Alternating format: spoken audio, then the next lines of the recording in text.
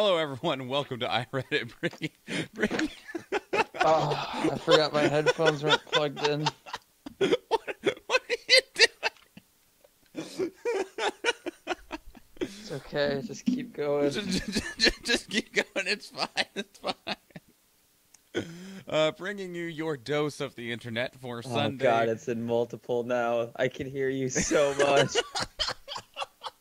Mute that. Oh, okay. September 16th, 2018. I am Michael Schwan. I'm sleepy. Hi, Sleepy. Do you know what that reference is for?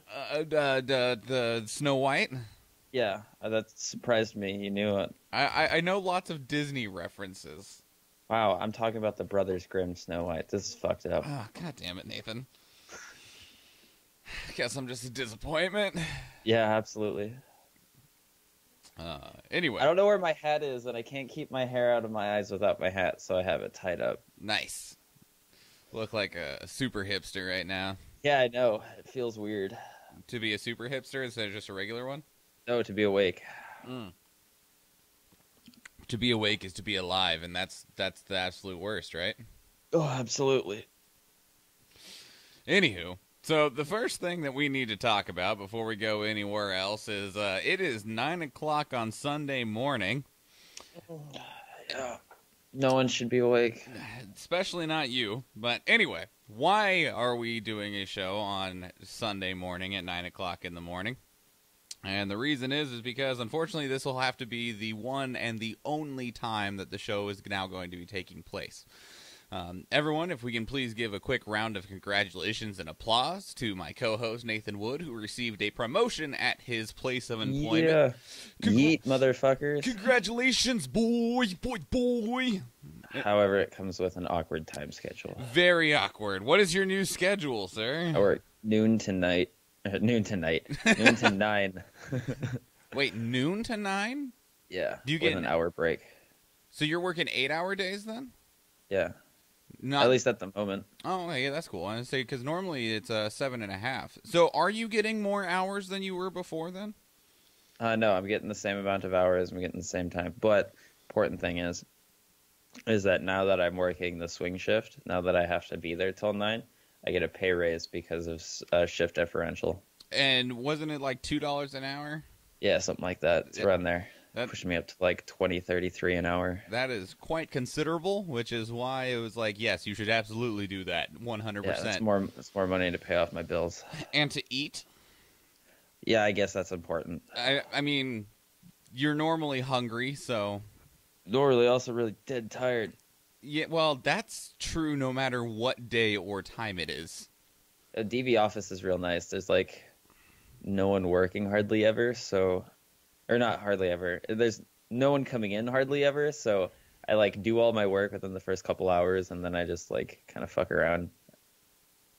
That's good. That's the guy that's been training me brought in his first and second ed book, so I've been reading first and second ed rules. Nice. They are fucking ridiculous.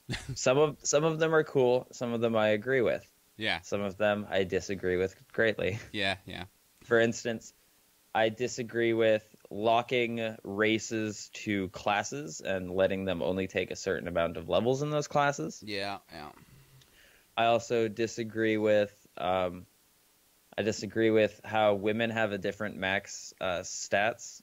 Like a human or like a dwarf woman can only have like a 17 in strength, while a dwarf male can have like an 18. It was a different time, Nathan. No, I understand. In terms of tabletop, though, I'm actually going to be doing the Pathfinder playtest for Pathfinder 2.0. So are we. I've got a group. One of them's an orc paladin. I've got 3 goblins, and then some fucking half elf who wants to be sexy. Cool. Anyway, so in terms of the show, so if you are a longtime listener of the show, for the longest time we've had the show Monday, Tuesday, Wednesday, Thursday at 6 p.m. Alaska time. That's when we went live and all that stuff. Unfortunately, with Nathan's new schedule, that is no longer possible. And so with that no longer being possible, we discussed, like, does Nathan just want to step away from the show and I either do the show solo for now or find a new co-host, or do we want to try and do a new time? But, like, doing the show at, like, 10 p.m. at night sounded awful to both of us because like he'd just be getting off work at late as hell at night. Nobody would be able to tune into the live stream because even in Alaska it'd be 10 o'clock at night, which means that means on the East Coast it'd be like 2. Yeah, 2 in the morning, and everyone's gonna be like, "Fuck that! I ain't watching that shit." Like we had trouble getting people to watch it live when it was at 9 p.m. and then we tried 8 p.m. and it still didn't work for shit. And we were like, okay, what's the earliest we can make it? Which at the time was 6 o'clock. That gave us time to get off work, get home, get everything set up, and we like that worked pretty well. So this will be the new time now. In terms of what the show is going to be, it's going to be a little bit longer form since we're not doing 5 topics every day. Instead, today we have 10 topics. We'll see what the actual number shakes out to be. We might just stick at 10 and just take whatever is the most relevant news over the last week. There are times that we, in the show, will take topics that aren't super relevant in terms of a news story, but we take it because it's something that the internet cared about, that's something that the internet upvoted, and we needed to fill slots, whereas we can be a lot more picky about our choices at this point in time. So we'll see. When we first started, an entire week's worth of shit. Yeah, through. And when we first started, the show was 20 topics, and we were racing through those. Well, like half of them were gifts. That's true, and they were delightful. Oh man, what's wrong? I was gonna eat the rest of my bag of pork rinds. They're downstairs. Get wrecked, scrub. So it'll probably be 10 topics. The most, what we find the most relevant or important topics, or however we end up deciding that for the last week, whenever we go in to do this. And our new time is going to be right now, Sunday mornings at 9 a.m. You will be getting a longer show because it is more topics. Me and Nathan will probably be loading up the things that we cared about over the last week more instead of just one topic for the last day. I would expect 2 or 3 from each of us because there's a lot more stuff that happens in a week than there does in a day. This will also mean that we should be able to avoid losing out on certain topics because there were times before that we would miss out on a topic that happened on Saturday because, well, we didn't have a show on Sunday and no one cared about it come Monday.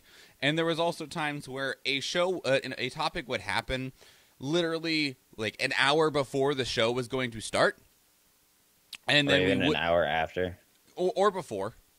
Yeah. And we wouldn't be able to do it because we'd already built our notes, we'd already built our topics, we'd already read on it and built the show. And then it's like, yes, I realize that this just happened. We can't talk about it because we literally don't know fuck all about it right now, so we will have to talk about it tomorrow.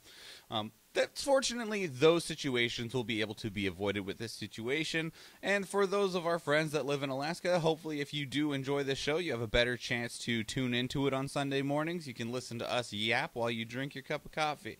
Speaking of which, Nathan, I know you won't see it for like 30 seconds or whatever, but I'm holding this mug up right now. And it is incredible. I'm going to make it. If anyone has seen My Hero Academia, this mug, it just makes me happy on an incredible level. It's got the All Might face. It's got. I want you to know, next season, that All Might face is coming back. Oh, yeah?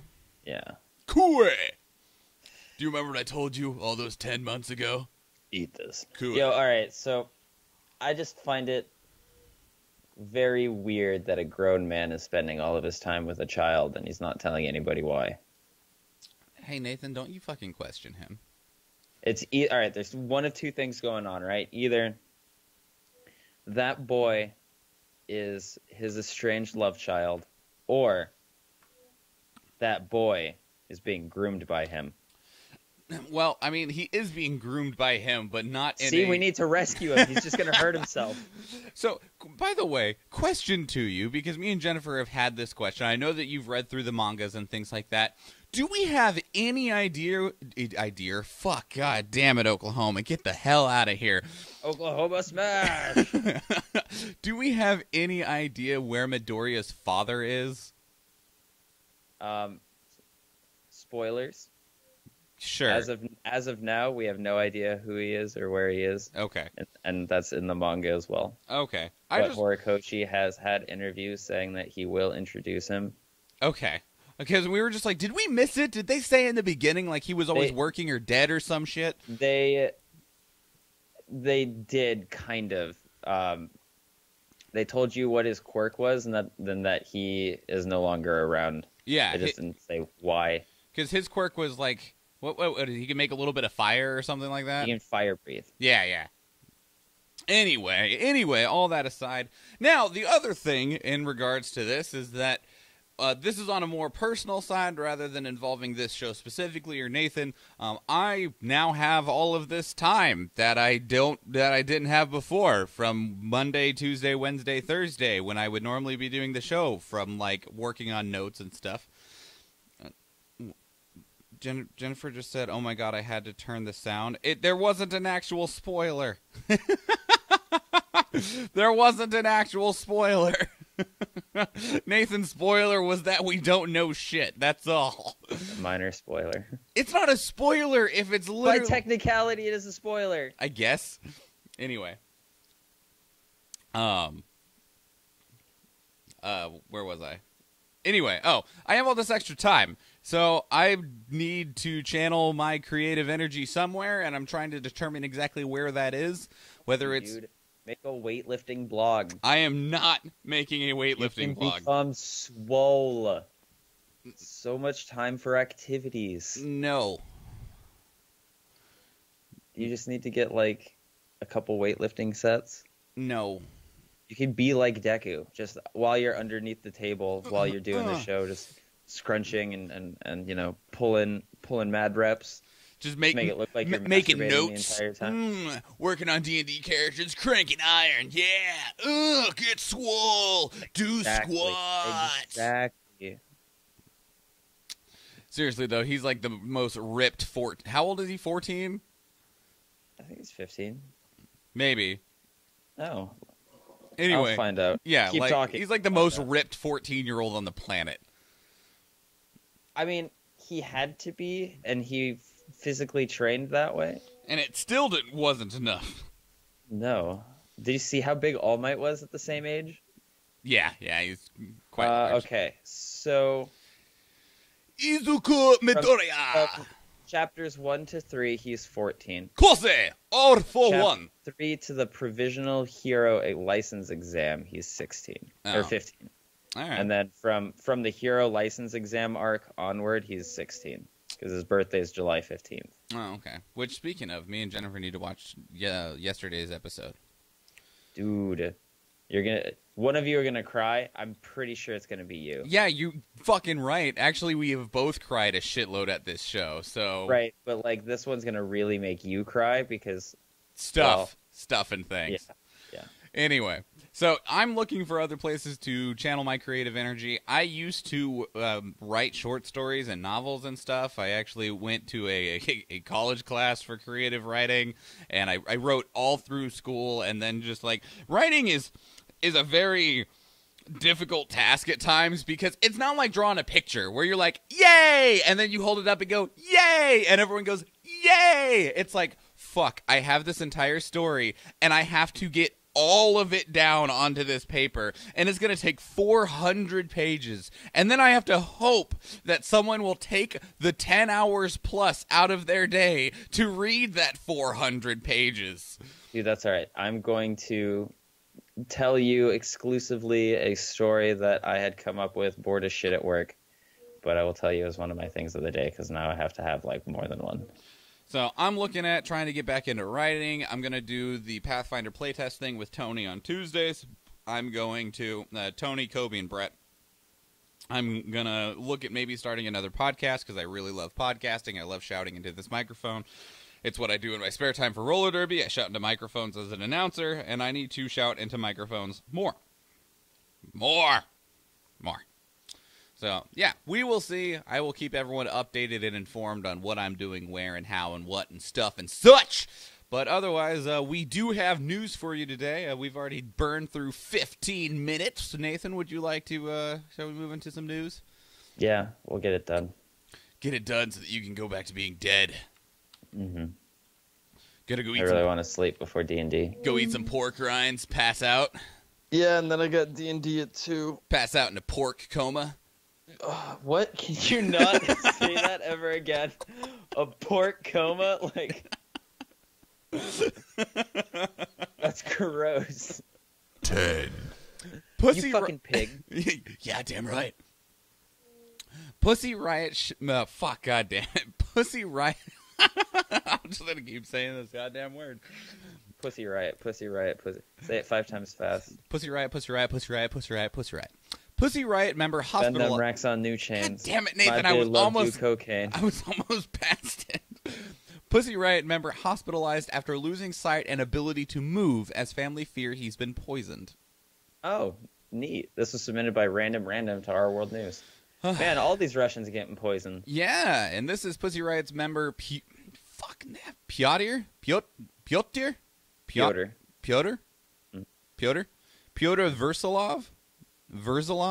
Let me open this up. Verzilov. Pyotr Verzilov. Yeah, I can't do that this morning. I have to actually read it. Hold on. Pyotr Verzilov. Cool. Just got to throw that bad Russian accent on there. Pyotr Verzilov. It actually helps me read it. Yeah, no, I understand. Anyway, so he is a member of Pussy Riot, which is an Australia. Fuck, god damn it, it's early Russian. Where did Australia come from? They're like on the opposite ends of the earth, right. My dude. Russian band that often speaks out against the Russian tyranny.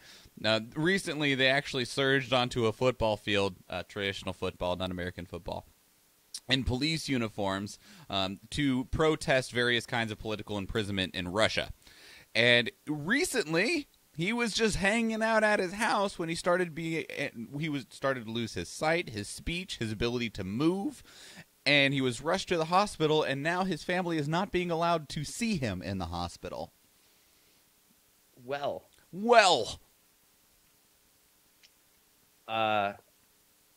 let's just talk for a second about how much the Pussy Riot has been a thorn in Russia's side.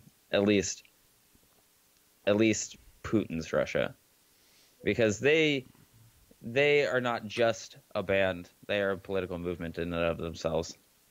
They disturbed the World Cup by running out onto the field. I think it was they were dressed like cops. Yeah, cops. So and they've been outspoken in their music pretty much since the beginning. Sounds like a good target for a nerve agent. Yep. I mean, they've practically been painting this on themselves. Pretty much. I mean, the hope is that if he doesn't come through, which honestly I doubt he will, especially if they did use the same nerve agent that Russia's been using on everyone else they don't like right now, hopefully that will just make their cause stronger. Yeah. No, I hope this really ratifies their side. I mean, because apparently a bunch of young Russians are already protesting against Putin. I mean, I believe it. They had a very shammed election, so which means there's a lot of young Russians who are probably in prison right now. Probably, good chance, very very good chance. Mm-hmm. But I mean, normally when you take out somebody who is one of the faces of a movement, it does nothing but make that movement stronger. Right. That's why you just don't go around killing all of the fucking Nazis. Well, and that's not how you get rid of Nazism. You gotta rehabilitate them.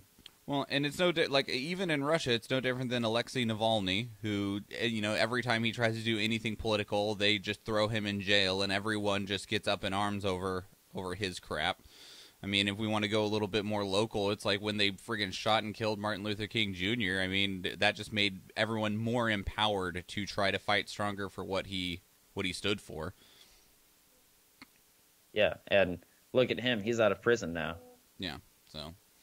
But I do hope that he survives, because it is important to have those powerful voices, but there is a very strong inkling in my mind that he will not, because of what's going on.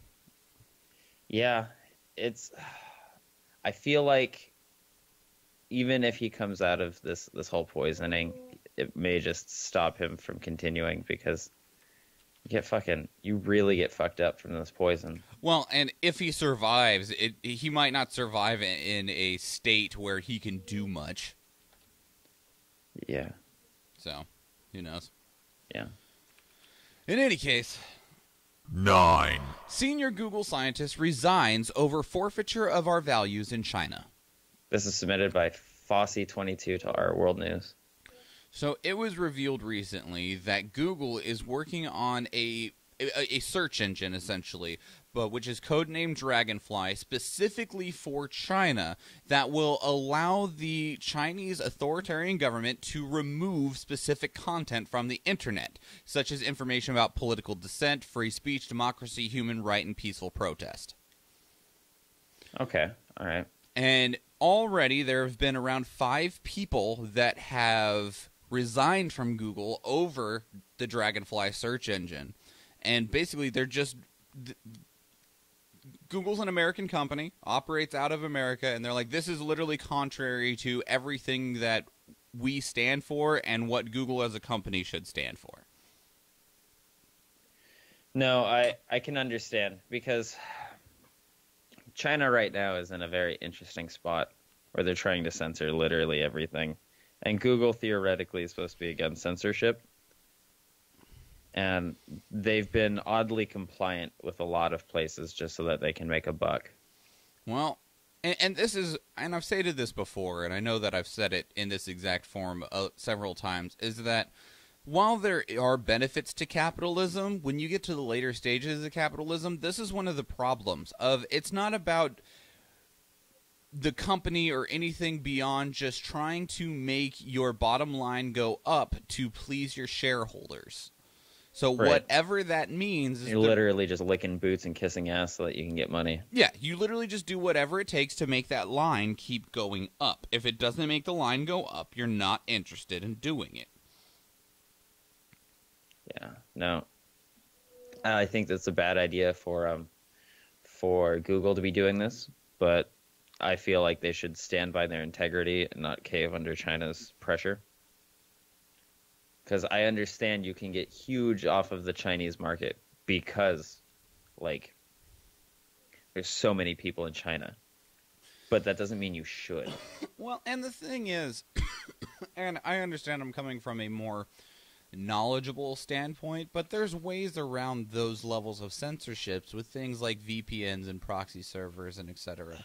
Yeah, it's not the hardest to get past. But I understand that I'm coming from a place where I understand what those things are, how to use them, how to utilize them, whereas the general public does not. But for the most part, it seems like one way or another, stuff like this finds a way to push itself through. Soon it will become basic knowledge. Well, and not just the knowledge of like a VPN, but it's no different than like in North Carolina where we're literally like mortaring USB drives over there with information. Yeah. Yeah, North Carolina's in a lot of problems right now. So, North Carolina? No, I'm sorry. They weren't about to get hit. The hurricane passed them. I said North Korea. Oh, I heard North Carolina. Maybe I said North Carolina, my brain said Korea. Anyway, yeah, North Korea, where we're shooting USB drives into their country. Yep, just firing them. In terms letting of them fall in with balloons and everything. Yeah, I do not know what the current state of things is when it comes to the Hurricane Florence, though. But outside of that viral video of some dude who's standing on the street in his skivvies with an American flag just yelling at the wind. That happens a lot. That happens like every hurricane. Someone will go out in the hurricane with a flag and like headbang. It's because people are stupid. Or are they? No, they're stupid, Nathan. I'm not so sure about that. I think this man was being protected by the metal. I've heard about the metal through a very ancient and old incredible source by the name of Tenacious D. While you're not wrong, you are also wrong. Wow. Yeah. Richard Branson believes the key to success is a 3-day work week. This is submitted by Mavia to our Futurology. Let's do this, guys. Hey! So Make me work 3 like 15s or something. Richard Branson, a very self-made man, as people would like to describe people such as Richard Branson. He's a billionaire. He is the mind and leader behind Virgin, which they're involved with so many things. Like, God, what all is it that Virgin has? There's Virgin Mobile, there's Virgin Airlines, there's... I mean, shit, everyone's a virgin at some point. God damn it, Nathan. What the fuck? Some of us don't stop becoming virgins. Yep, never. He also works with trains, spaceships, technology. His businesses serve 53 million customers, employ 69,000 people in 53 countries, and has a $22 billion annual revenue. Oh. But, so... That's quite a large amount. Recently, in 2005, he had his first child. That's 13 years ago. Yeah, well, you know, to the... Recently, that's 13. Whatever, Nathan. That is old enough to go to fucking middle school. Well, that was when his first child was born. And since then, he has been pushing for business leaders to embrace the idea of a more flexible work schedule. And the reason that he has found is that the happier people do better jobs. Is to boil down the basis of what he is considering. No, that's absolutely true. And he believes that you can pay people more money and have them work less hours so they effectively make the same amount of money. And if you embrace modern... Why would we pay them more money? Oh, God. They're working less. If you embrace That doesn't modern... make sense, Michael. When I can pay them the same amount of money and have them work even more. If I could pay you less, I would.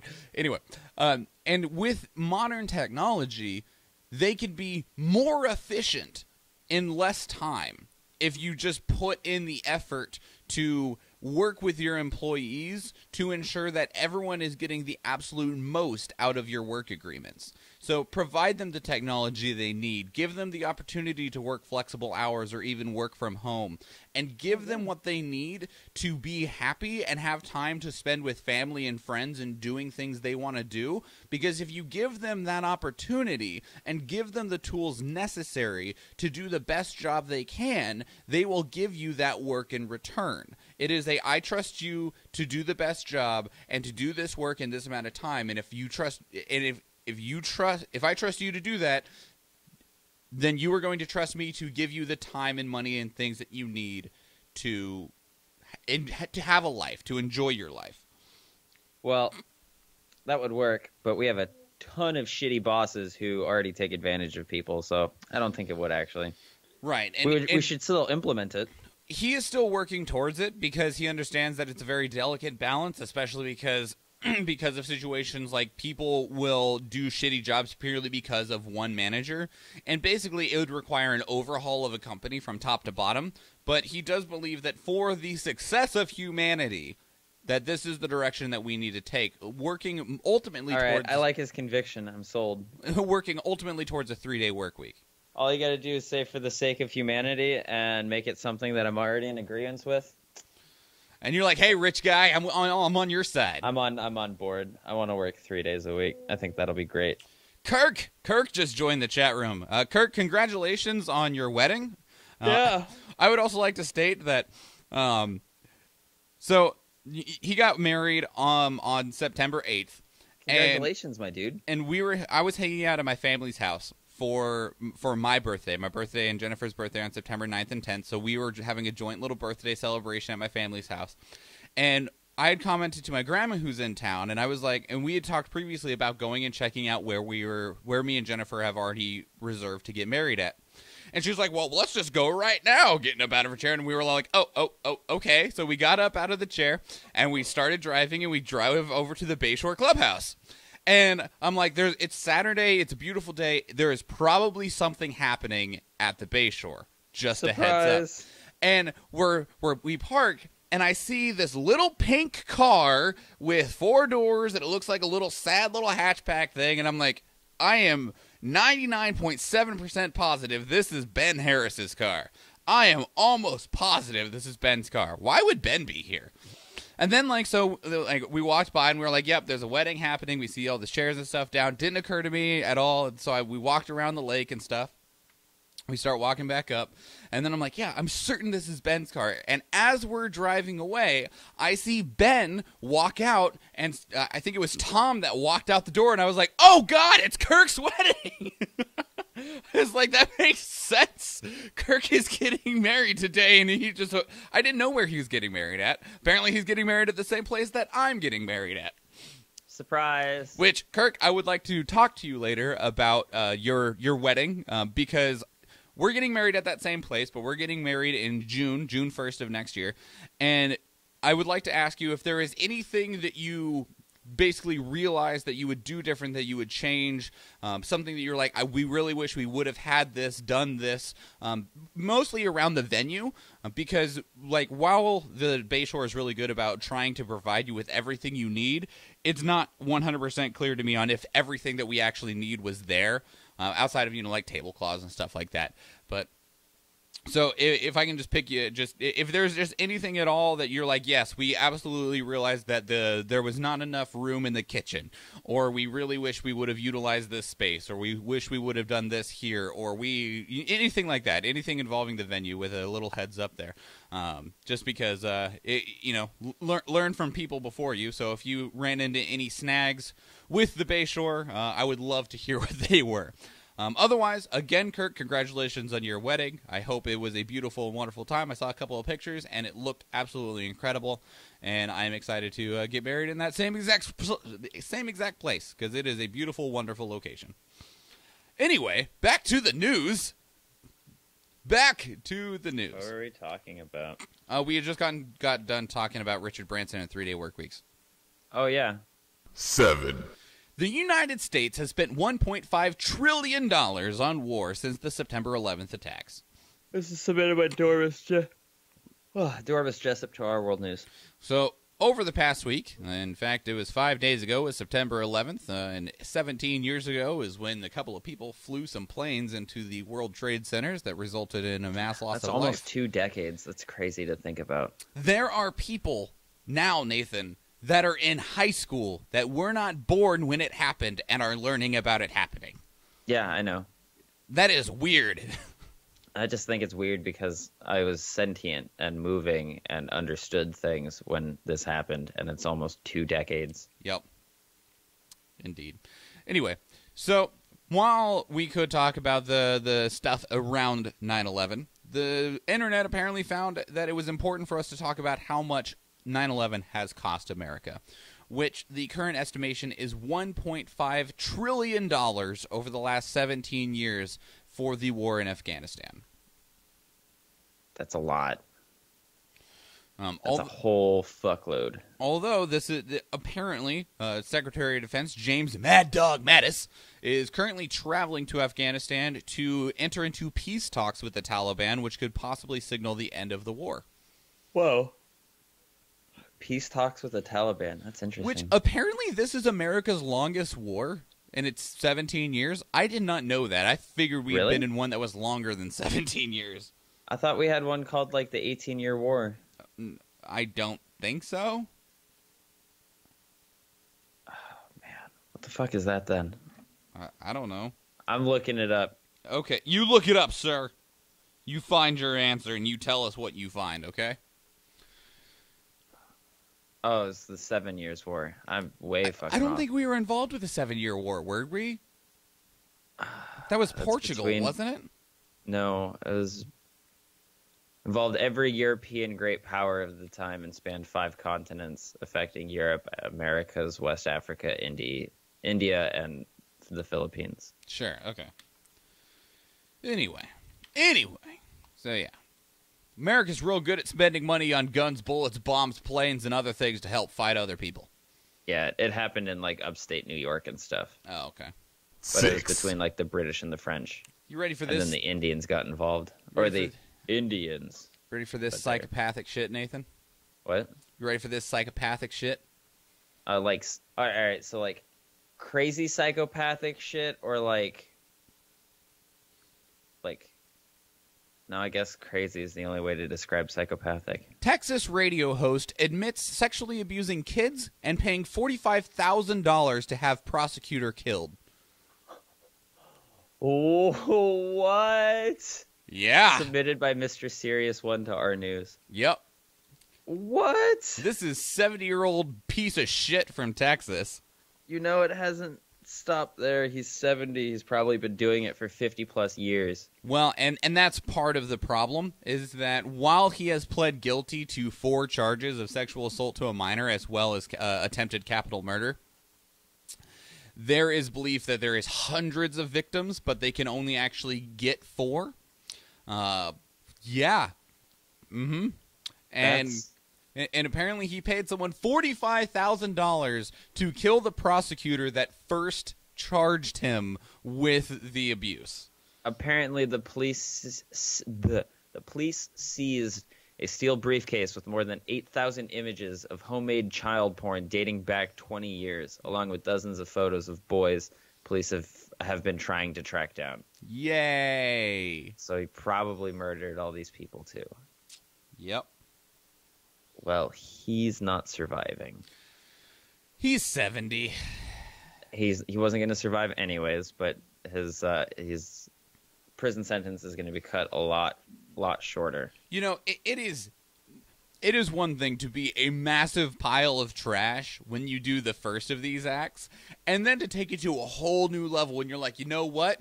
You're trying to get me charged for this. I'm going to have you assassinated. Yeah, that's a little much. I don't think I've ever felt the full need to assassinate someone except for one of my high school teachers.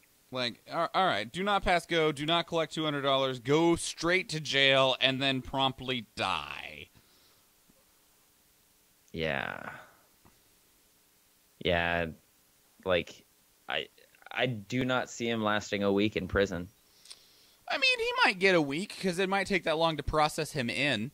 That's fair. Maybe 2 weeks. Maximum. Maybe. Unless they put him in his own special cell. And don't let him around any of the other prisoners. Oh, God, I'm so tired. My brain's hardly working. You don't need a brain. Well, he could get anywhere from probation, which I don't know how this is probation, to life in prison. That is such a wide. I can see how he gets nothing but probation from this. Yeah. Yeah, he has to fork over a lot of money, but he could probably come out with just probation. Let's hope that doesn't happen. Let's just hope that he just goes away. I mean, that's what we can only hope for. That's what I'm hoping for. Yeah. That he just goes away. 5. EA reportedly under criminal investigation in Belgium due to FIFA's loot boxes. Mm-hmm. This is submitted by Karma's Camera to our news. So, Nathan, why would you buy loot boxes, especially from FIFA? I don't know. I mean, just like, when it is very clear cut that they're like, yes, this is gambling, and everyone else in your same field of work, Blizzard, Valve, 2K Games, are all like, yep, all right, and they disable loot boxes, and then you, the crown pinnacle of a pile of shit, Electronic Arts, is like, nope, we think it's fair. There is I think it was Electronic Arts. No. I think it was EA. It was like Battlefront 2. They were talking about a new game coming out and it having loot boxes, and everyone was going to boycott them for it. And they were like, hey, listen, this is how we do our games. This is how we're just going to have been doing our games. This is how we're going to continue to do our games. And if you don't like it, don't buy it. So everyone who was like on the fence for boycotting them are now like, yeah, okay, we're just going to boycott you. And everyone who was boycotting them initially is like, hey guys, look, these guys are being dickheads because they've always been dickheads. Let's boycott them. Well, so they're tanking. To bring everyone quick up to speed, Belgium recently had a case through the Belgium's Gaming Commission about loot boxes. So if you've ever played a video game, especially a recent one, normally they can buy. There is some sort. Says it's BF2. Thank you. Yeah, there's normally some sort of box that will either give you guns or make your guns look different or characters from your favorite sports team or whatever. And it's always random what you get in them. So think of it kind of like buying a pack of like baseball cards. You don't know, you're going to get cards, but you don't know which cards you want. And of course you want that whatever special card. But see, it's actually more like Pokemon cards, because while yes, it's kind of like baseball cards if it's purely aesthetic, because baseball cards do virtually nothing aside from look great. Yep. Now, there are some games, which I think FIFA is one of them. It is. Where in the loot boxes are more like Pokemon cards, where there's an actual game involved, and there are things that have way higher power levels than others. Yep, the best players you cannot get regularly in the game, and you get them through the boxes, and they literally make you better at the game because they have better stats, they run faster, they kick harder, they jump higher, etc. It is just premium content. Yep. And so the Belgium's Gaming Commission ruled that loot boxes are a game of chance. They are gambling because players don't know exactly which items a box may contain when purchasing it, and they are predatory in nature because they encourage you to spend money and buy more of them in the hope of getting whatever the good item is out of the box. And EA does not agree with this, even though literally the whole fucking world does. The only people that have made this a legal matter, though, is Belgium. EA has come out and say that its games were, quote, developed and implemented ethically and lawfully around the world, and it did not agree that its games could be considered any form of gambling, because players always receive a specified number of items in each pack, and it doesn't provide or otherwise authorize any way to cash out or sell items or virtual currency for real money. It is still gambling. It is no different than gambling. While, sure, you technically cannot lose, is the argument. You always get something. Yeah, but there are pull tabs set up for you to always get, like, $1 back. Yep. You technically cannot lose, which is that little workaround.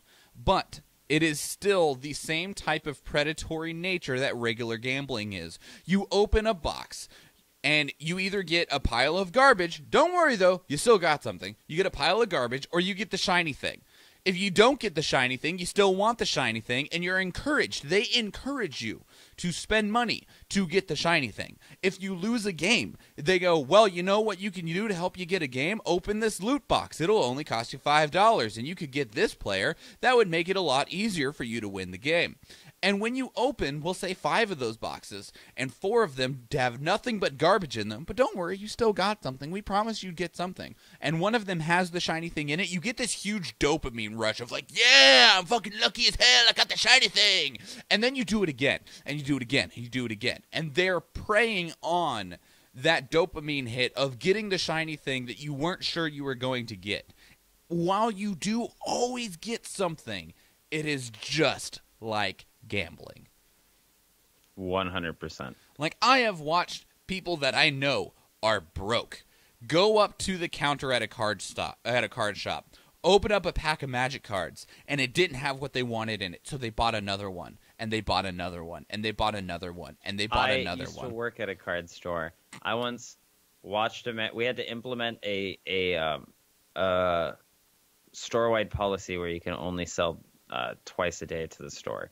Because we would get a certain person in who would crack a pack, look through it, find the rare. If it was worth enough, trade the rare in to go and buy more packs, to open them, see if they get more rares that are worth enough, to trade them in, to go buy more packs, etc., etc.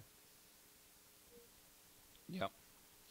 They are absolutely gambling. And EA, I understand you're the shitlords of the world, especially when it comes to video games, but I do not see you winning this.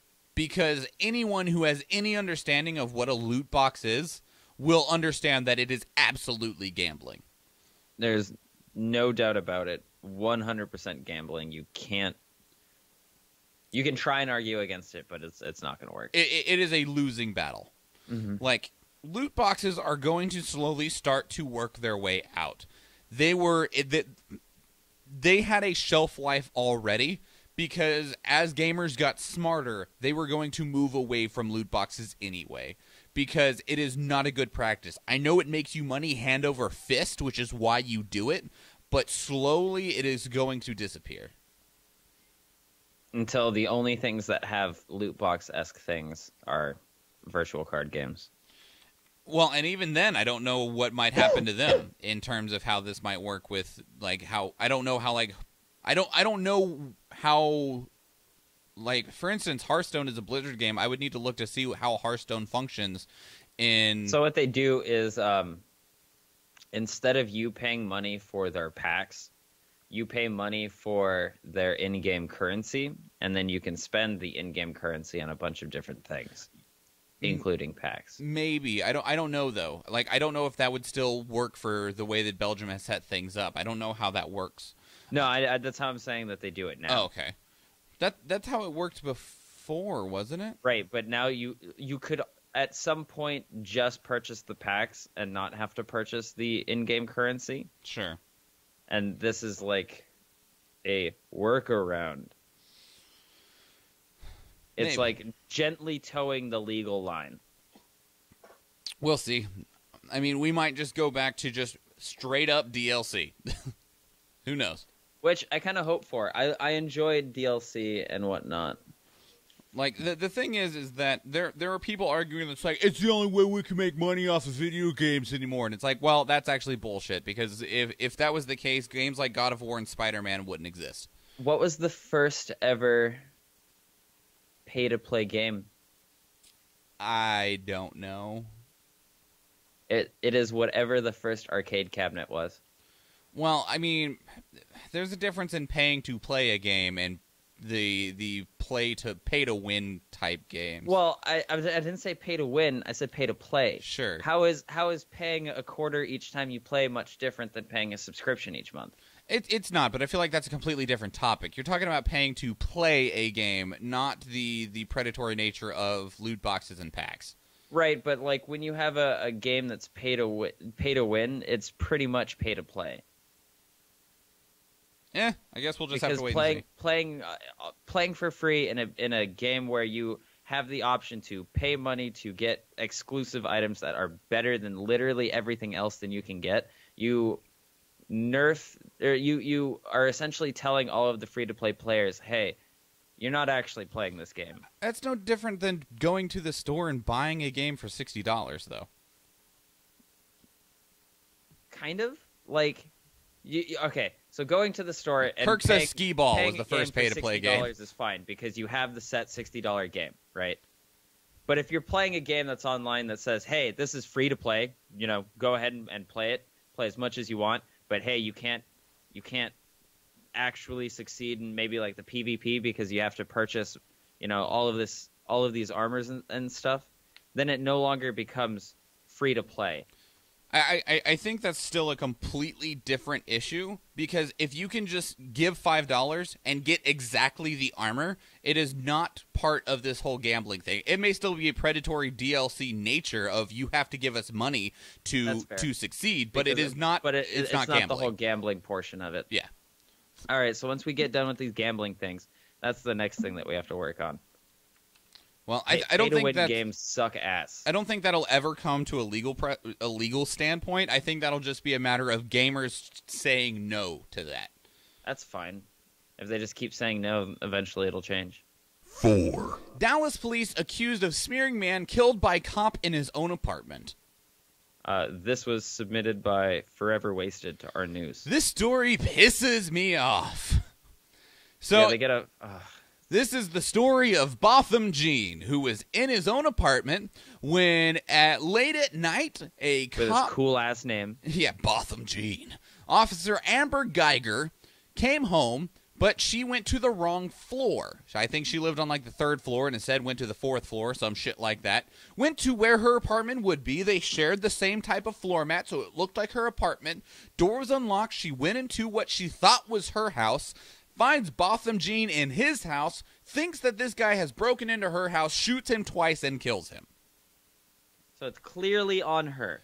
100% on this officer. This man was just living. This man was in his own home. Now, since this has happened, they have done nothing but do everything they can to make this guy that was murdered in his own home look as bad as possible.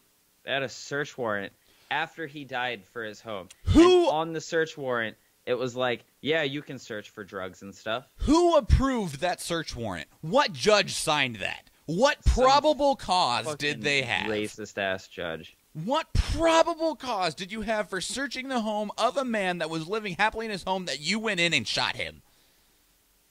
So, they have now talked about how it looked like he was holding his wallet, and the officer thought that his wallet was a gun, and they got a search warrant for his house, and they found 10 grams of marijuana and a marijuana grinder in his house, so he was a druggie. 10 grams is so laughable. Yeah, it's a disgustingly 4 small grams amount. is tends to be about $40 up here, right? So 10 grams would be about $100 worth of weed. They did a drug test on his dead body and have just been pushing this on the news. Nothing about how this man got shot and killed in his own home, but how this guy was apparently a terrible human being. Yeah, this is the fucking worst. If They're running anyone, his name through the fucking mud for literally no reason besides to save their asses. Because they don't want the white officer to not look bad. Yeah, no, fuck that. She needs to be reprimanded and fucking. It's not the cop's fault, Nathan. No, it definitely is. Yeah, because it's absolutely the cop's fault. Fucking dude killed because you walked into a place and couldn't fucking handle your shit. Like, seriously, if anyone ever questions at all why Colin Kaepernick or any other football player ever kneels during the national anthem because of racial injustice and police brutality, this is exactly the shit that they are talking about. Because this is bullshit. If he was complying with the cop, nothing would have happened. Motherfucker was in his own home. He was complying with the cop. He was like, hey, what are you doing in my house? And she's like, ah, bang, bang. Yeah, this is some bullshit. This is disgusting. Like, I understand that accidents happen. I am, like, while it is unfortunate that she walked into the wrong house and shot this dude in his own home, I understand that fucking weird, stupid-ass shit happens. It is everything that is happening afterwards that is bullshit. Like, you know, maybe she'd worked a really long day, was really fucking tired. She truly thought she was in her own home and that some dude was in her house. I can truly see how that situation can come to be. It is everything afterwards that is the most... It is the failure on the handling of this case. Like, yeah, everything afterwards has just been the most disgusting, degenerate levels of bullshit. Trying to sweep everything under the rug. Like, realistically, there should be public apologies and recompense for... Not just public apologies. I feel like there should be a lot of people who are stepping down from their positions because of this. Well, it maybe now, yeah, but from the beginning, it should have been, this is what happened. It is truly unfortunate. We are doing everything we can to work with family to, you know, pay for his funeral and to make sure that everything is taken care of. And, you know, just there was a positive way to approach this, and instead you approached it in the most negative fashion possible. Yeah, like, this is not helping. Like, you could have tried to make the most out of a truly unfortunate situation, and instead you have chosen to make it the most disgusting situation. Yeah, by far and large, everyone involved in that search warrant, everyone involved in smearing this man, needs to really sit down and rethink themselves. Because you are nothing but scum. Like, I don't even know what to say about this anymore, just besides, like, fuck you guys. Yeah. No, I mean, there's not much you can say. 3. OxyContin creator being sued for significant role in causing opioid epidemic. Oh, finally. This is submitted by Ideogon to our news. So, the creator of OxyContin, Purdue Pharma LP and Purdue Pharma Incorporated, they are being sued for deluding doctors and patients, specifically in this case in Colorado, about the potential for addiction for prescription opioids. The lawsuit states that Purdue Pharma downplayed the risk of addiction associated with opioids, exaggerated the benefits, and even advised healthcare professionals that they were violating their Hippocratic oath and failing their patients unless they treated pain symptoms with opioids. It's fucked up. Yeah, this guy is literally causing addiction just so that he can make a buck. This guy is no different from those shitty-ass drug dealers that all of you want fucking murdered. You want to know what before all of this opioid bullshit? I guess the only difference is that he's rich and white, huh? Yeah, pretty much, yeah. Before all of this opioid bullshit, you want to know what they used to give you for pain, and it would work? What?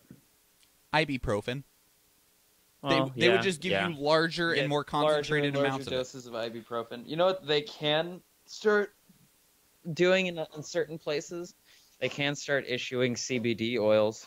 Yeah, depending on the pain. Now, like, they did have things like morphine that they would inject for extreme situations. I mean, morphine is pretty much an opioid anyways. Yeah, but it wasn't something of like, we're just going to prescribe you Vicodin for you to take home. Take 2 a day, take 2 every 4 hours a day for the next 6 months.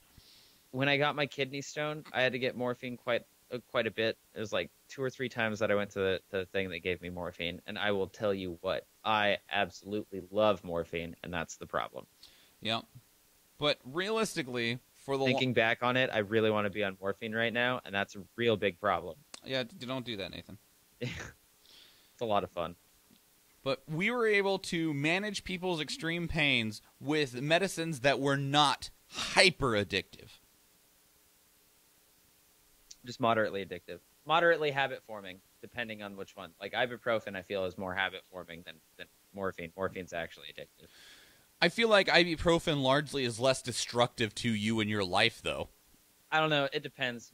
Yeah? Like, you could be taking large amounts of ibuprofen and it could ruin your fucking liver. Yeah, it can also damage your stomach lining, too. Yeah. That's why you take it with milk. I had a friend who tried to commit suicide by taking a shit ton of ibuprofen, and all that happened was they had to pump his stomach. Yeah, I mean, if he would have picked aspirin, it probably would have worked. Never mind. I'm not going to... Yeah, you're not going to facilitate any of that. Yeah. 2. Man linked between Trump campaign and Russia missing and maybe dead. Oh. This was submitted by Boskov1 to Our World News. Surprise, surprise. I'm surprised that this hasn't happened earlier. Joseph Mifsud, 57, is part of the scandal involving the connection between President of the United States, Donald J. Trump, and the Kremlin. And according to his family, he has not been seen or heard from in months. And so it has now been deemed that he is missing and is most probably dead. That's crazy. Yay, Russia! I wonder what he knew.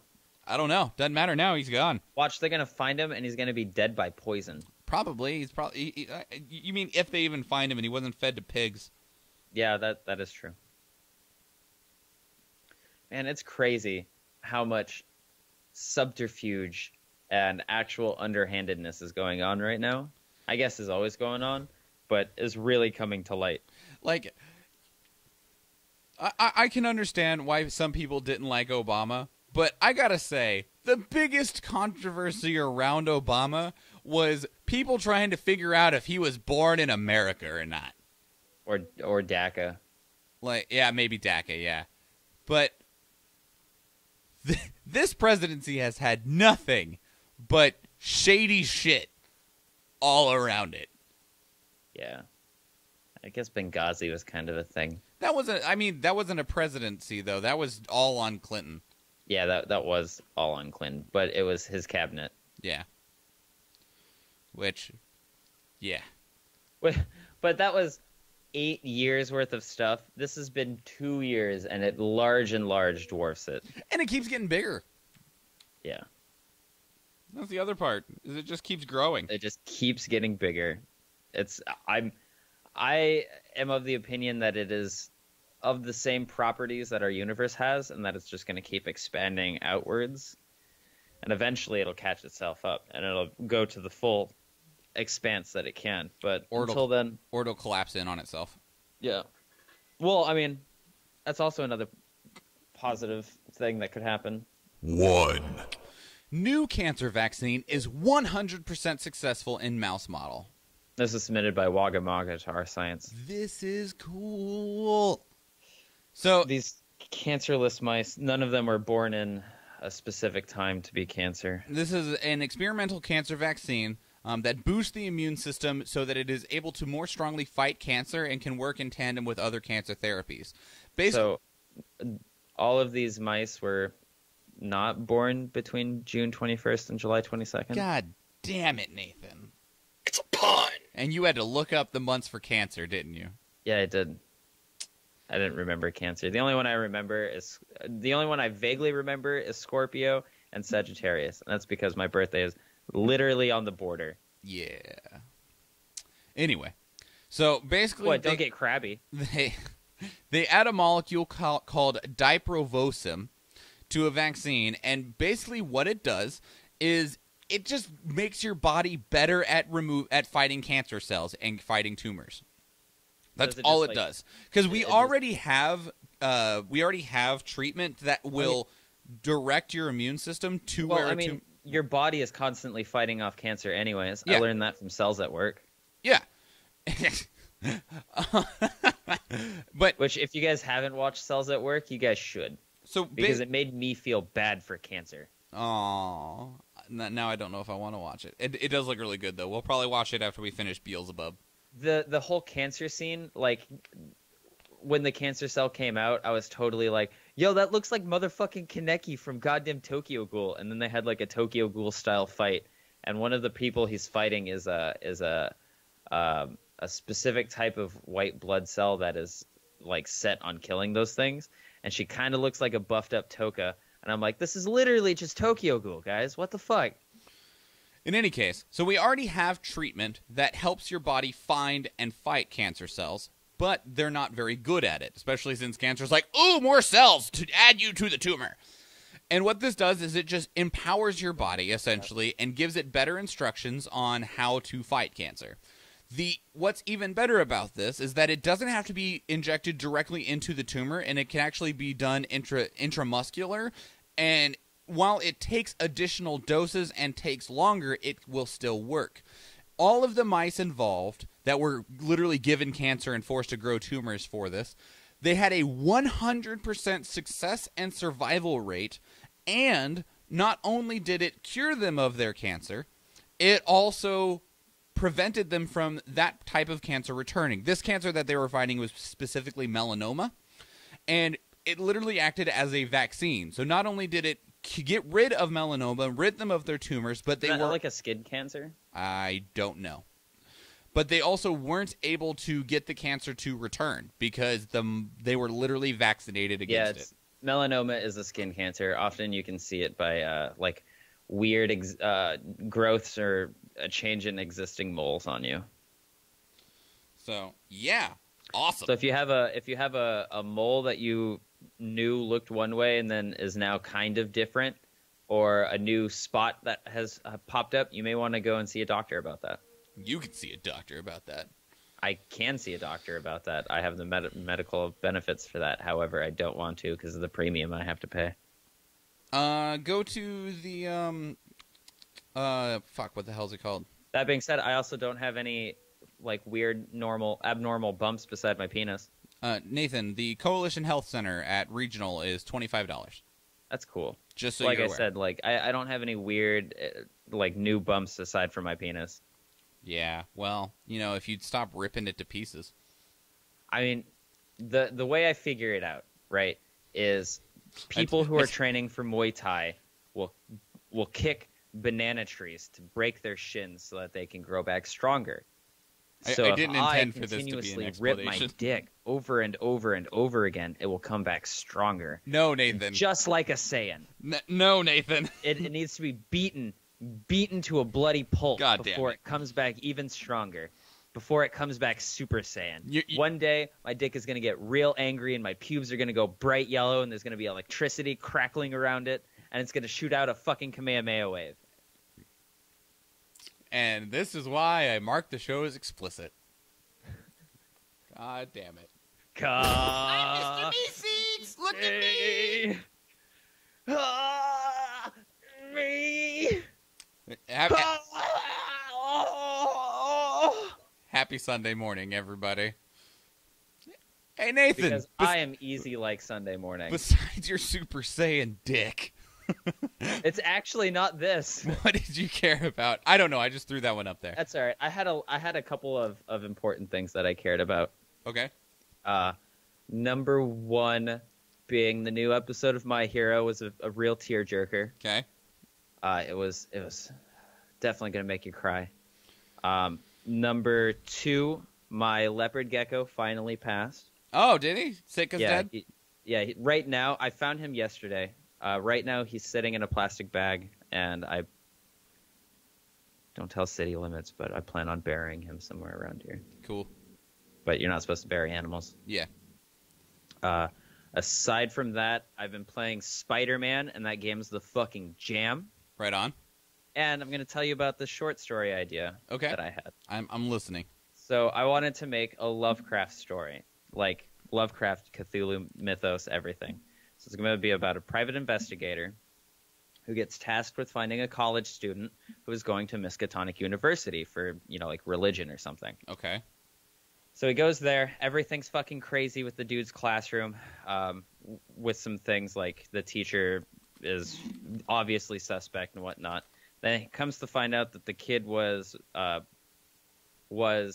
going crazy, so they put him in Arkham Asylum. So he goes to Arkham Asylum, finds a book there that the kid had, brings the book home, can't read anything in the book because it's all Eldritch sign, and then he leaves, starts investigating some people, comes back, the book is gone, and his room's trashed, and there's a giant Elder sign on his bed in the shape of, made out of black inky stuff. So he touches it, and he has this vision. And the vision is of a library. But because of the non-Euclidean nature and how it's all a dream state, anytime that he goes to reach for a book, he instead plucks an apple. And so he ends up going to the center of this library, which happens to be a garden as well. And he finds the Tree of Knowledge because it's the Garden of Eden. And he plucks an apple from the Garden of Eden, and he bites it so he can attain knowledge, right? Okay. He attains the knowledge of the Elder Gods because the apple is actually one of the eyes of Yog-Sothoth, and the tree itself turns into Yog-Sothoth, who is the Elder God that's supposed to be giving people knowledge and everything, but it oftentimes drives them crazy. So the Tree of Knowledge from Christian, lore and everything is Yog-Sothoth. Then Yog-Sothoth, with his gooey tendril, picks up the man, plucks one of his eyeballs out, and adds it to his tree. And the man looks down, hanging from the tree, and he sees a pool with Eldritch signs floating into it, or floating around in it. And then he begins reading those Eldritch signs as they begin flowing into his eye socket, kind of like Odin hanging from the Yggdrasil, right? Okay. And then the end of the book is supposed to be him. It's all in a journal, not a book. The ending of the journal entries and everything, because it's all journal entries, is him writing "I understand" over and over and over again. But I wanted to tie Christianity in with Norse mythology and with Cthulhu mythos, and I felt like that was an all right way because I came up with the pun, the Yggdrasil, where it's essentially the Yggdrasil. But damn, Nathan. Made out of Yog-Sothoth. Pun. Yeah, that's pretty great. Okay. I approve. And that is all. I approve. Two things I cared about recently, which I'm just going to summarize this first one because this is actually from like a week ago. But recently there was a Nintendo Direct that came out, and if you Isabelle, which I don't give a shit about Isabelle, and neither do I. I never played fucking Animal Crossing New Leaf. Animal Crossing. Yeah, I wanted to say Planet With, but that's an anime recently. That anime is goddamn lit. Yeah, I did not play Animal Crossing A New Leaf. But there is an Animal Crossing coming to Switch next year, which that's exciting.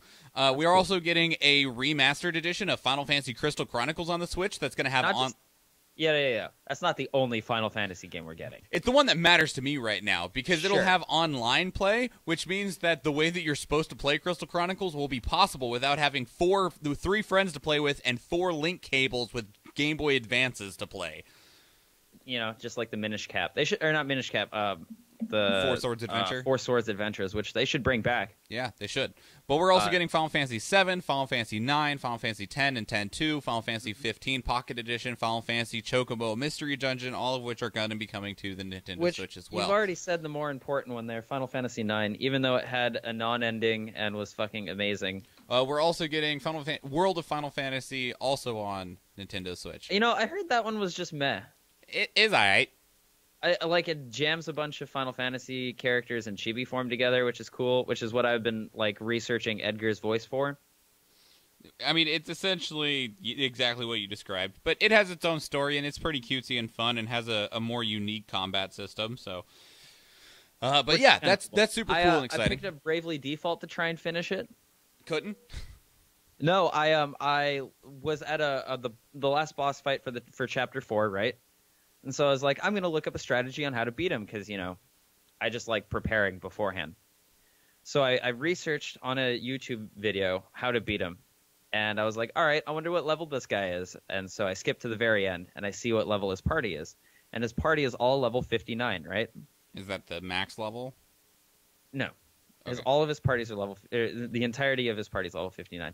All of my guys are level 75. Damn, Nathan. I really like grinding. Apparently. And now I'm out. I fought the boss. It was incredibly... It was just a laughing stock. So easy on the hardest difficulty. And so now I'm in this area where I have to go around and light the crystals again because it resets time.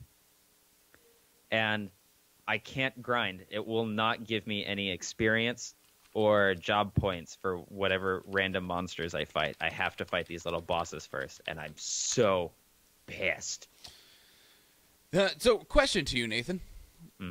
What the fuck is, like, not that I care, because I think it's a pretty garbage game, but is Final Fantasy VIII just dead to the world?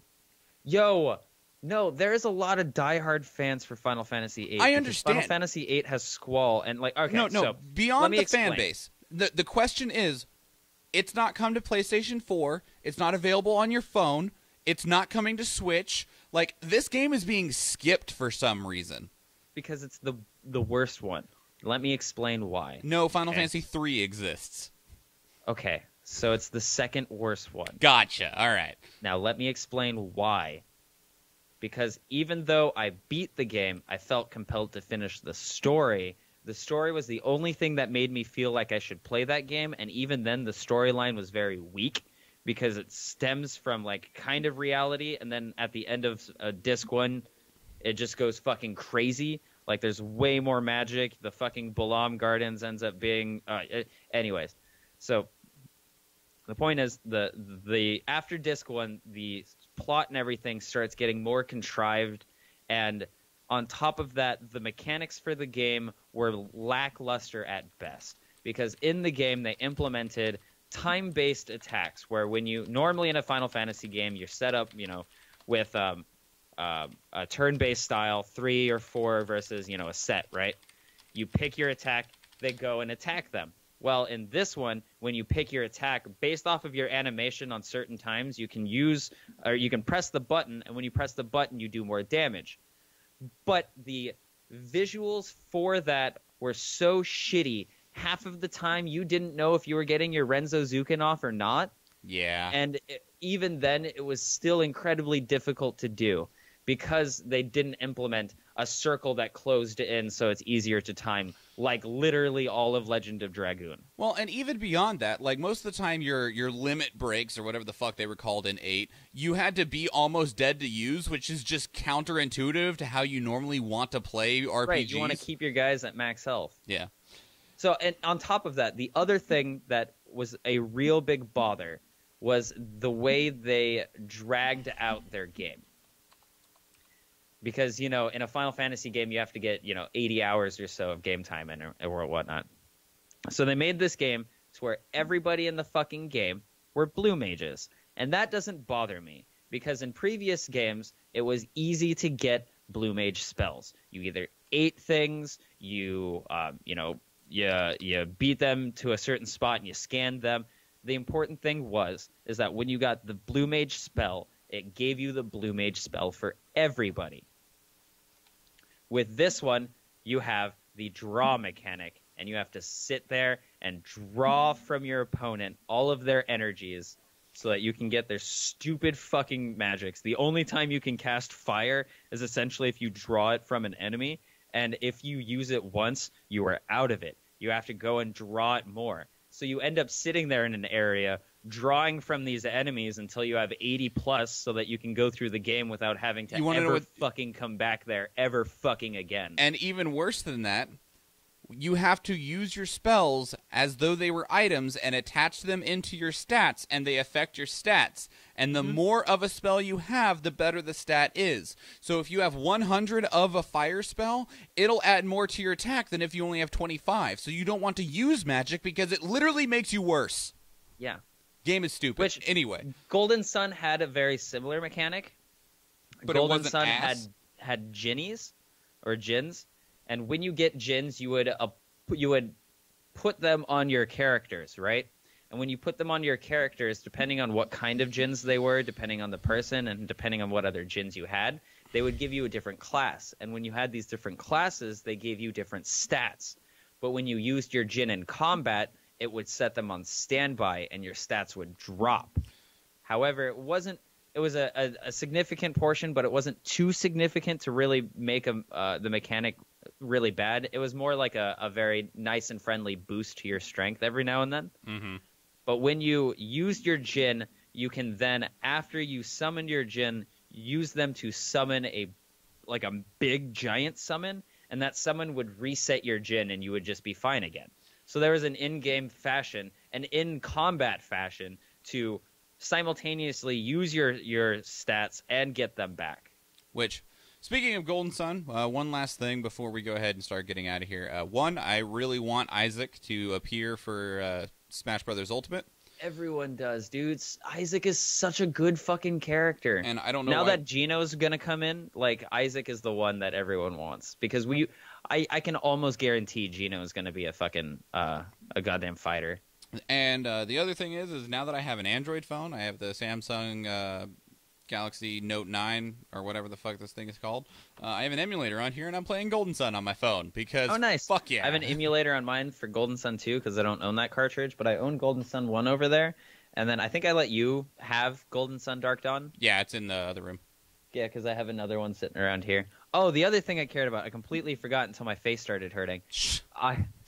I have a nose piercing, and it got an infection because I was fucking dumb and touched it with my hands that had palm oil on them. Hey, Nathan, don't fuck dumb. Well, I wasn't paying attention. I had picked up some food that had palm oil on it and was coated, and I scratched my nose. And then I realized, and I washed my hands, but I didn't realize that I had scratched my nose because it's one of those, like, kind of movements that you just don't pay attention to. And it got all angry, and now it's real angry with me. Good job, friend. All right, let's go ahead and get out of here. Everybody, thank you for tuning into this show. Once again, this show will now only be once a week. It is going, if you want to catch it live, it'll happen on Sunday morning at 9 a.m. Alaska time, so 10 p.m. Eastern, fucking 10 a.m. Eastern, 1 p.m. Wait, no, fuck! 10 a.m. Pacific time, 1 p.m. Eastern time. And if you're on Mountain or Central, do the math. Anyway, all right, cool. That was hard. If you would like to support this show, please go to patreon.com/dailyinternet, although I have a lot of changes I need to make to the Patreon because it's still based on our 4-day-a-week schedule and adding days to the week, which we can no longer manage anymore. But if you do want to support us financially, please go to Patreon, patreon.com/dailyinternet, or pick up some merchandise from us. You can get our logo, Sucks to Suck shirt, well, I didn't vote for you shirt, the Puns Are Us shirt. You can get all of those from our merchandise store, which is in the link below, no matter where you are listening or watching the show at. So please consider doing that. Otherwise, keep up with us. Follow and share this show on social media: Facebook, Twitter, Instagram, YouTube, and Reddit. All of those are at iRedditCast. We have our own subreddit. We have our own Facebook group, our own Twitter profile. Find us, follow us, share us, help other people find this show. If you have anything you want us to talk about, which we have lots of time now to assemble lots of listener submissions, so please get those to us. You can submit it to any of the platforms that are already rattled off, or you can send us an email to iReddit@mjolnir.media. Beyond that, if you want to follow me on social media, I'm at Schwan Michael. Nathan is at Bimmenstein. One last way you can help support the show is leave us a 5-star review on the audio-only platforms, which are iTunes, Stitcher, Google Play, and basically anywhere else you find podcasts. And that's it, everybody. That is your dose of the internet, since it is no longer a daily or attempting to be a daily. It is just a dose. It is your weekly dose of the internet for Sunday, September 16th, 2018, your 516th weekly dose. I am Michael Schwan. And I'm sleepy. And please remember, everybody. Well, I didn't vote for you. Goodbye. Bye. Bless you. Why would you do that? Anyway.